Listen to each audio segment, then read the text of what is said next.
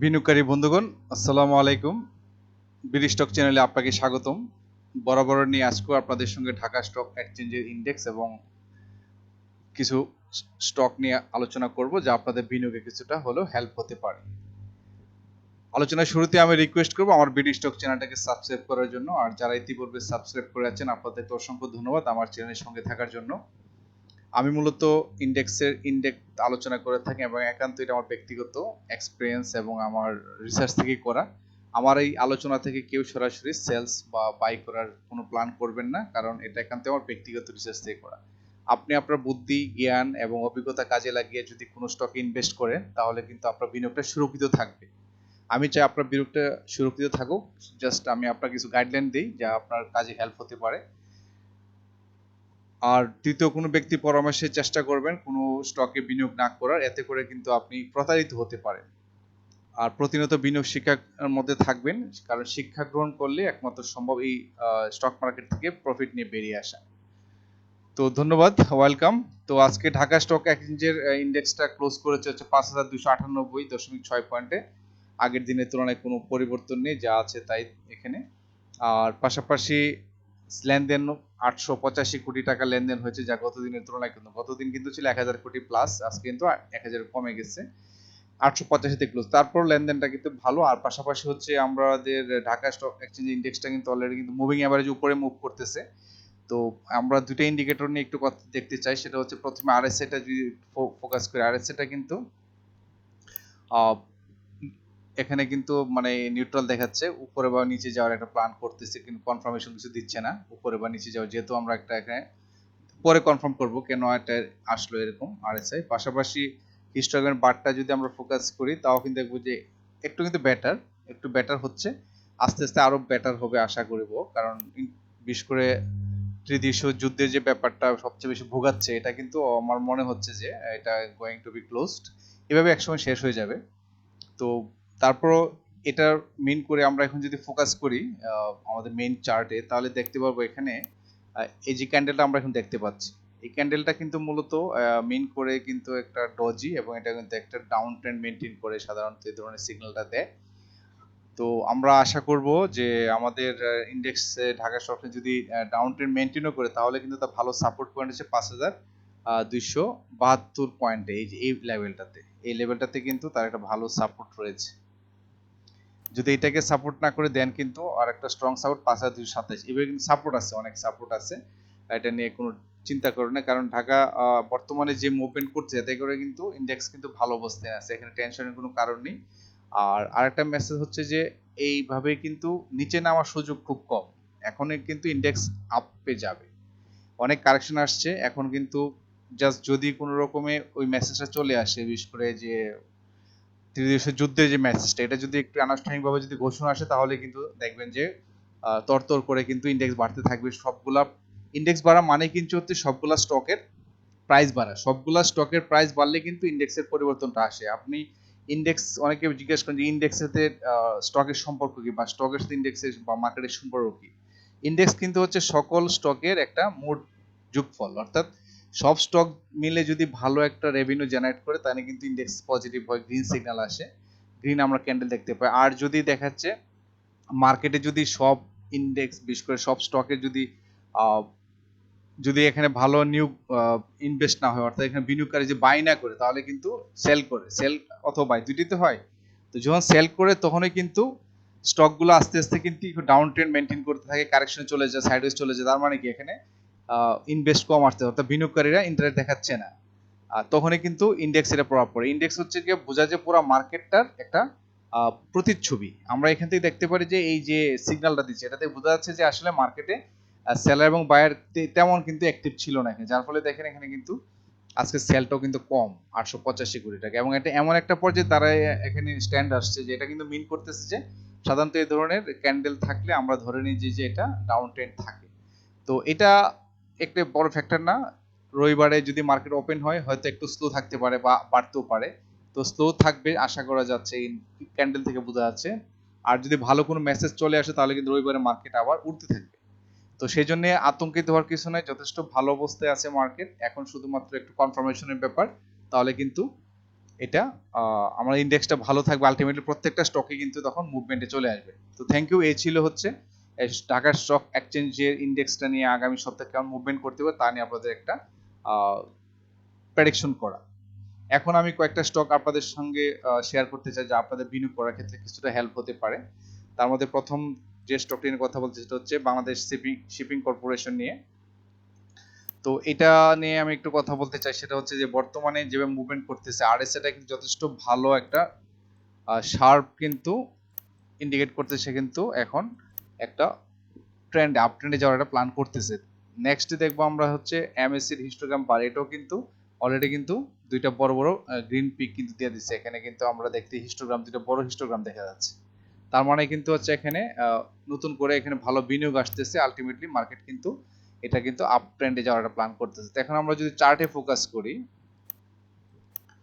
চার্টে ফোকাস করে আমরা দেখবো যে বর্তমান যে ক্যান্ডেলটা এটা কিন্তু চমৎকার একটা ক্যান্ডেল, যা কিন্তু বোঝা যাচ্ছে যে আগামীতে কিন্তু এই স্টকটি কিন্তু আরো বাড়বে। সেক্ষেত্রে তার সম্ভাব্য যে একটা রেজিস্ট্যান্স পয়েন্ট সেটা 147 টাকা লেভেলে এসে যাওয়ার পরে, যেমন ইতিপূর্বে এই জায়গাগুলোতে কিন্তু এই স্টকটি কিন্তু বাধা পেয়ে কিন্তু ডাউন ট্রেন্ড আসছিল। তো সেক্ষেত্রে এই যেভাবে পেজটা যাচ্ছে, এই পেজটা যদি ধরে রাখে তাহলে কিন্তু স্টকটি এই লেভেল অর্থাৎ 147 টাকা লেভেলে কিন্তু যাওয়ার যথেষ্ট পসিবিলিটি রয়েছে। তারপর এটাকে ওভারকাম করে চলে যাবে হচ্ছে 150 টাকা লেভেলে, অর্থাৎ এই স্টকটি 150 টাকা লেভেল যাওয়ার পর যথেষ্ট সম্ভাবনা আছে।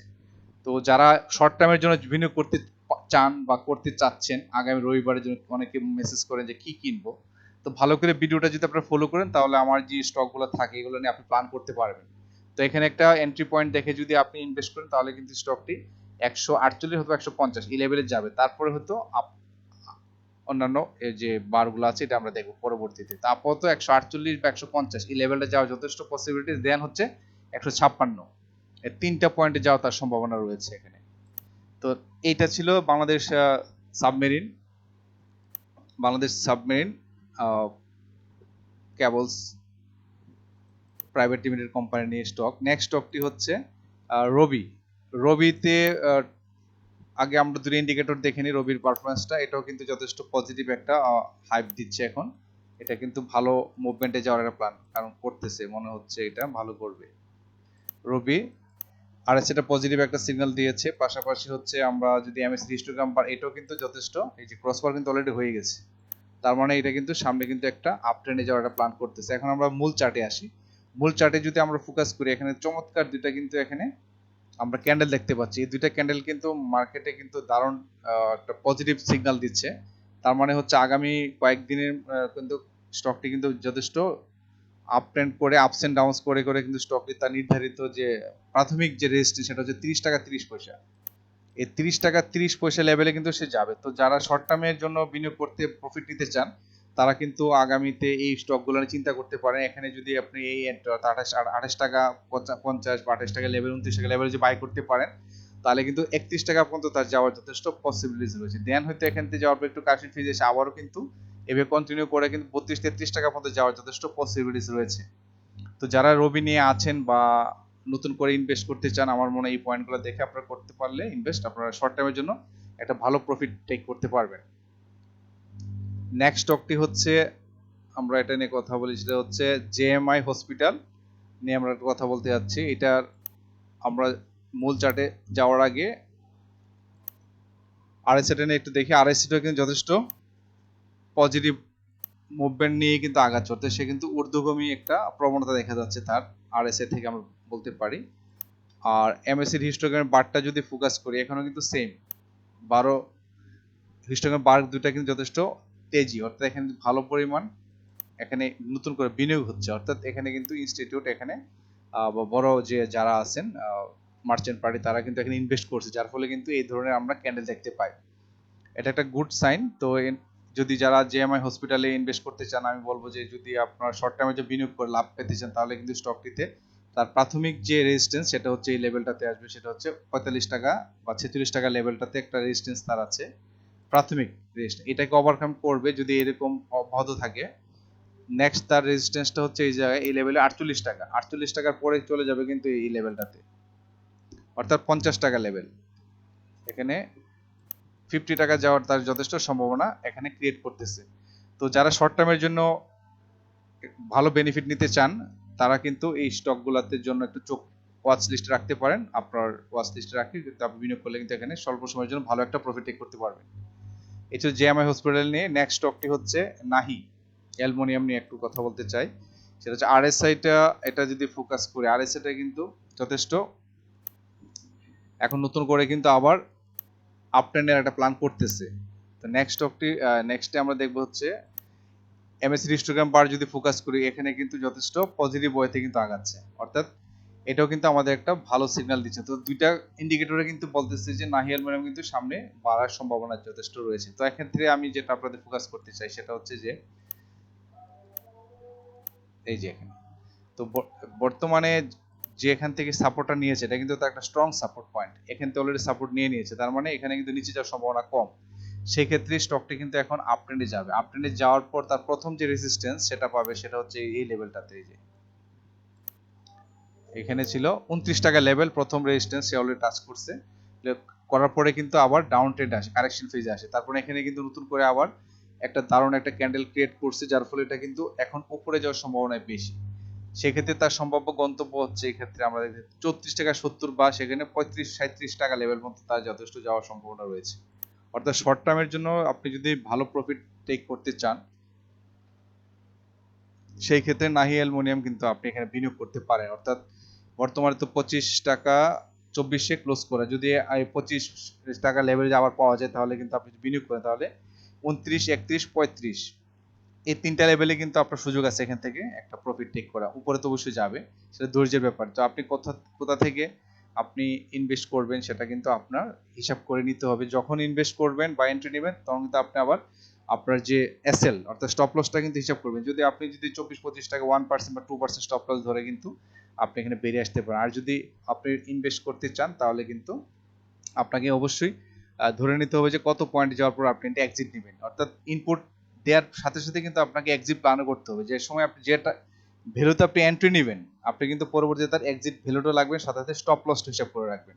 আর স্টপ লস সাধারণত 2-3% অনেকে রাখে বা অনেকে 1%, এটা আপনার ব্যাপার, আপনি কতটুকু মানতে পারবেন সেই লেভেল থেকে ধরে আপনি দেখতে পারেন। তো নাহি ভালো করার সম্ভাবনা আছে। তো আপনারা এই পয়েন্টগুলো থেকে যদি ইনভেস্ট করেন তাহলে আমার মনে হয় একদম ভালো একটা প্রফিট টেক করতে পারবেন শর্ট টাইমের জন্য। তো এই ছিল হচ্ছে নাহি। নেক্সট স্টকটি নিয়ে কথা বলতে চাই সেটা হচ্ছে বিএসআরএম স্টিল। আমরা যদি এটার আরএসএটা একটু ফোকাস করি, আরএসএটা কিন্তু যথেষ্ট ভালো মুভমেন্টে আছে বর্তমানে। এটা কিন্তু পজিটিভ মানে আপ ট্রেন্ড নেওয়ার একটা প্ল্যান করতেছে, পাশাপাশি হিস্টোগ্রামের বারটা দেখি এখানে কিন্তু যথেষ্ট পজিটিভ। বেশ কিছুদিন ধরে কিন্তু আমরা দেখতেছি এটা কিন্তু মুভিং অ্যাভারেজ উপরে কিন্তু মুভমেন্ট করতেছে। তো এখন আমরা মূল চার্টে যদি ফোকাস করি তাহলে দেখব এখানে বর্তমানে এই যে প্রিভিয়াস যে তার হাইটা ছিল, রেজিস্ট্যান্সটা ছিল 70 টাকা, এটা কিন্তু ভেঙে ফেলছে, তার মানে একদম ব্রেকআউট দিয়ে দিয়েছে এখন। তো তার পরবর্তী যে গন্তব্য সেটা হচ্ছে কি 72 টাকা, এই লেভেলটাতে যাবে। এখানে কিন্তু তার একটা রেজিস্ট্যান্স আছে, এই লেভেলগুলোতে আমরা দেখছি বলবে। তো এই 72 টাকা লেভেলটাকে যদি ওভারকাম করতে পারে, এই যে এখান থেকে পড়ে গেছিল স্টকটা, এই জায়গাগুলোতে কিন্তু তার ভালো একটা সাপোর্ট বা রেজিস্ট্যান্স যেটাই আছে। তো এটা 72 টাকার লেভেল 70 পয়সা 72-70 পয়সা, এটা প্রথম রেজিস্ট্যান্স, এটাকে ওভারকাম করে কিন্তু স্টকটি চলে যাবে 76 টাকা 10 পয়সা কিন্তু যাওয়ার এখানে কিন্তু একটা হার্ডেল আছে। তারপরে কিন্তু আরো উপরে যাবে, এটা সম্ভাবনা 80 টাকার প্লাস যাওয়ার একটা যথেষ্ট পসিবিলিটি আমরা দেখতে পাচ্ছি। এটা হচ্ছে সময় সিগন্যাল দিয়ে দিবে 80 টাকা পর্যন্ত যাওয়ার যথেষ্ট সম্ভাবনা রয়েছে।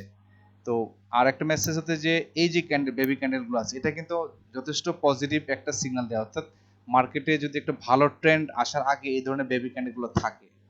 হ্যাঁ, এই ক্যান্ডেলগুলো আসলে যারা ক্যান্ডেল সম্বন্ধে ধারণা নেই তাদেরকে সে বললে আরো না বোঝার কারণে আমি সহজ দেব বলতে পারি যে এই ক্যান্ডেলগুলো মানে রিভার্সাল ট্রেন্ড দিবে, অর্থাৎ এই যে ডাউন ট্রেন্ড বাই যে কন্টিনিউয়াস যে কারেকশন এটা কিন্তু শেষ হওয়ার পথে, এখন কিন্তু স্টকটি উপরের দিকে যাবে।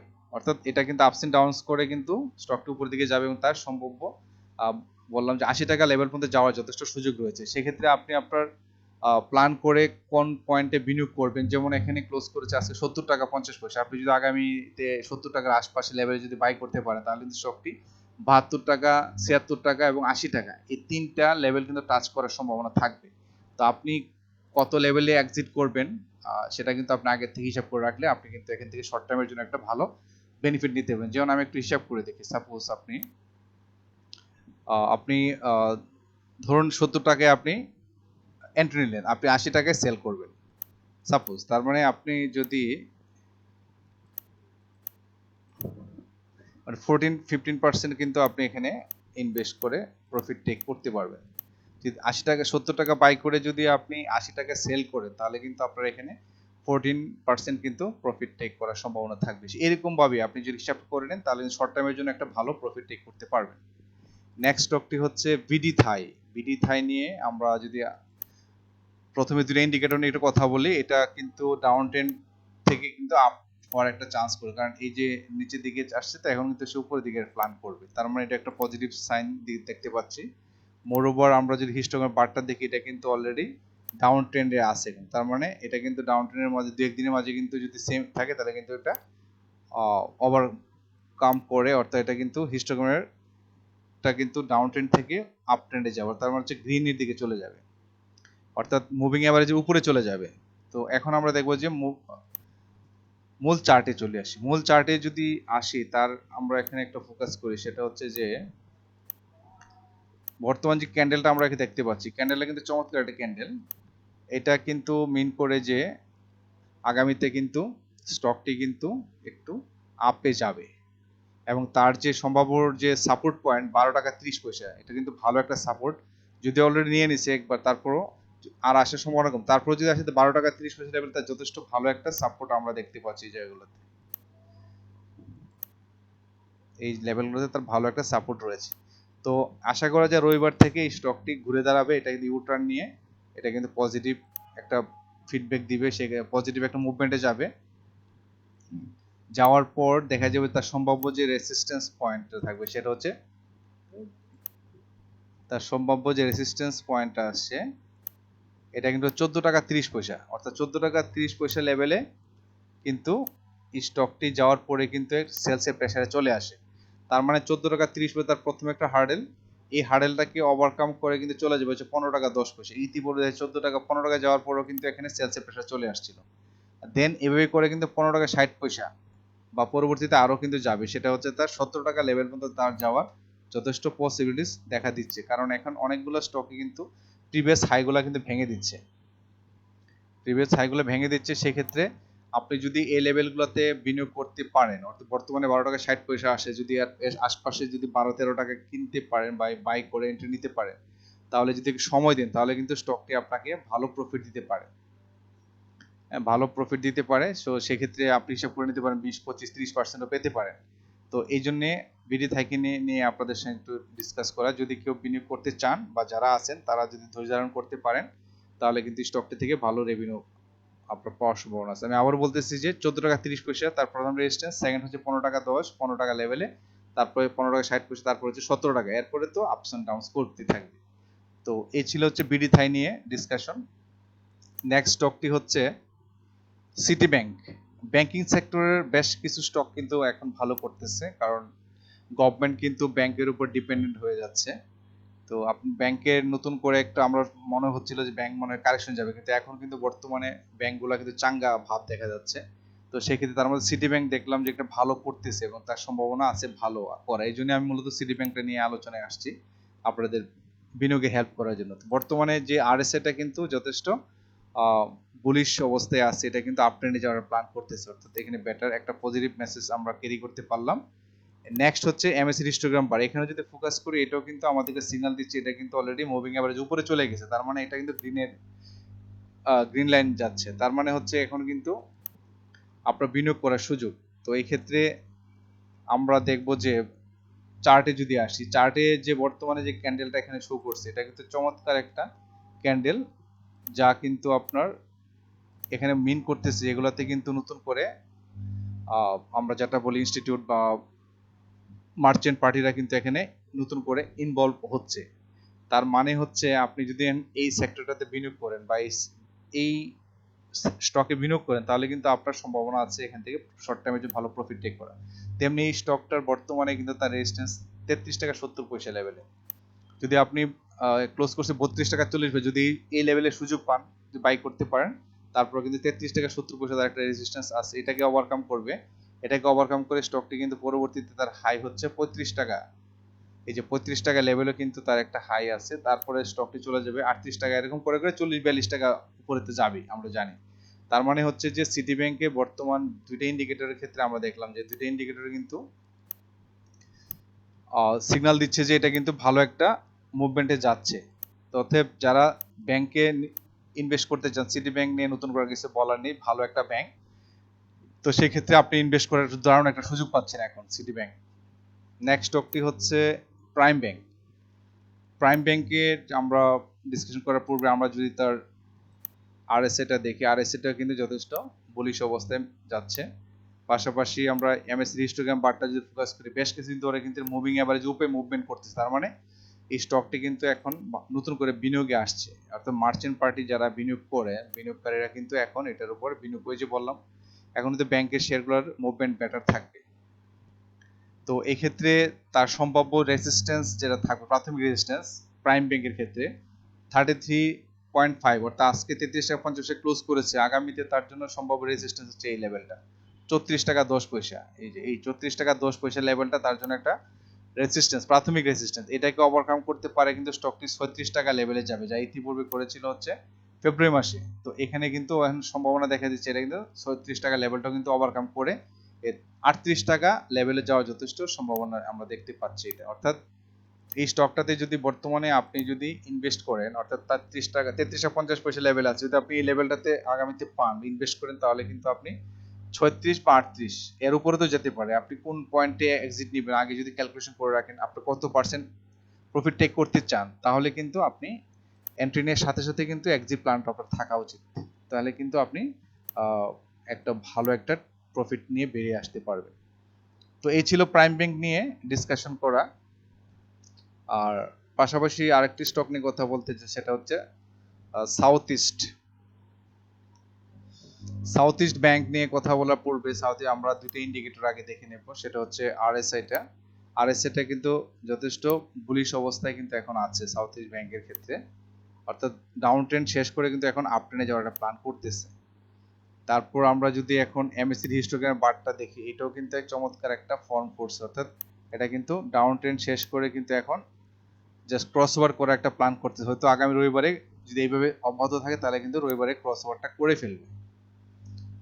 করে ফেলবে। আর আমরা সাউথ ইস্ট ব্যাংকের যদি মেইন চার্টে আসি, তাহলে দেখবো চার্টের যে ক্যান্ডেলটা আজকে দেখতে পাচ্ছি, এটা কিন্তু ভালো একটা বুলিশ ক্যান্ডেল, একটা যথেষ্ট এখানে বিনিয়োগকারী আগ্রহ দেখাচ্ছে। পাশাপাশি আগের দিনের যেটা ছিল, এটা কিন্তু একটা ক্যান্ডেল ছিল, যেটা হচ্ছে ইন্ডিএসসি বোঝাচ্ছিল বা ডাউন ট্রেন্ড, কিন্তু এখানে নতুন করে বিনিয়োগকারী আসার কারণে কিন্তু এই স্টকটিতে কিন্তু নতুন করে একটা হাওয়া লাগছে। তো সেই ক্ষেত্রে যারা সাউথ ইস্ট ব্যাংকে বিনিয়োগ করতে চান, এই যে বর্তমানে ক্লোজ করেছে হচ্ছে 9 টাকা 50 পয়সায়, 9 টাকা 50 পয়সাতে ক্লোজ করে, আপনি যদি 9 টাকা 50 আশপাশে যদি একটা ভালো প্রাইস যদি এন্ট্রি নিতে পারেন, তাহলে কিন্তু স্টকটি 10 টাকা 80 পয়সা বা তার উপরে যাওয়ার যথেষ্ট সম্ভাবনা আছে এখানে। তো নর্মালি 11 টাকা এটা হয়েছিল কবে, এটা জুলাই 2025 সালে কিন্তু 11 টাকা লেভেলে যাওয়ার পরে কিন্তু একটা কারেকশন ফেজ আসে। তো এখন কিন্তু সুযোগ আসছে, এই স্টকটি হয়তো যে 11 টাকা লেভেলে আপনার এখানে সাপোর্ট দেওয়ার সম্ভাবনা আছে। তো সেক্ষেত্রে যদি আপনি 9 টাকা 50 বা আশপাশে যদি এন্ট্রি নিতে পারেন, তাহলে 11 টাকা ভালো প্রফিট আপনার আসবে এক্ষেত্রে। তো এই ক্ষেত্রে আমি বলবো যে আপনার ধৈর্য ধারণ করতে হবে, এবং আপনি কিন্তু এখানে আগে থেকে যে কোনো স্টকে আপনি এন্ট্রি নেওয়ার সময় আপনার কিন্তু অবশ্যই এক্সিট পয়েন্টটা ক্লিয়ার রাখতে হবে। এক্সিট পয়েন্ট ক্লিয়ার রাখলে কিন্তু আপনি এখান থেকে বিশেষ করে শেয়ার মার্কেট থেকে প্রফিট নিয়ে আসতে পারবেন, নাহলে কিন্তু সময় সাপেক্ষ ব্যাপার হয়ে যেতে পারে। তো সাউথ ইস্ট ব্যাংক, এই তিনটা ব্যাংক নিয়ে কথা বললাম, এটা বেটার পারফর্ম করতেছিল। আমার কাছে মনে হলো যে এই তিনটা ব্যাংক নিয়ে আপনাদের নতুন করে বিনিয়োগ করতে পারেন এই স্টকগুলোতে, তাতে হয়তো আপনারা শর্ট টার্মের জন্য একটা প্রফিট টেক করতে পারবেন। তো এই ছিল ব্যাংক সেক্টর নিয়ে তিনটি, পাশাপাশি অন্যান্য স্টকগুলো নিয়ে কথা বলা। আশা করি আপনাদের বিনিয়োগ সুরক্ষিত থাকবে, আপনারা ভেবেচিন্তে বিনিয়োগ করবেন। বিনিয়োগ করার পূর্বে অবশ্যই নিজের চিন্তাটাকে প্রায়োরিটি দিবেন। আবার বলবো যে থার্ড পার্সনের ব্যাপারে যতটা সম্ভব আপনারা না করাই ভালো, কারণ বিনিয়োগ শিক্ষা গ্রহণ করে নিজে নিজে বিনিয়োগ করলে কিন্তু আপনারা বেটার পারফর্ম করবে। এই ছিল মোটামুটি আপনাদের সঙ্গে কথা বলা। তো নিশ্চয়ই আগামীতে নতুন কোনো স্টক নিয়ে নতুন কোনো ডিসকাশনে হাজির হব। তো সবার বিনিয়োগ সুরক্ষিত থাকুক। সবাই ভালো থাকবেন। আসসালামু আলাইকুম।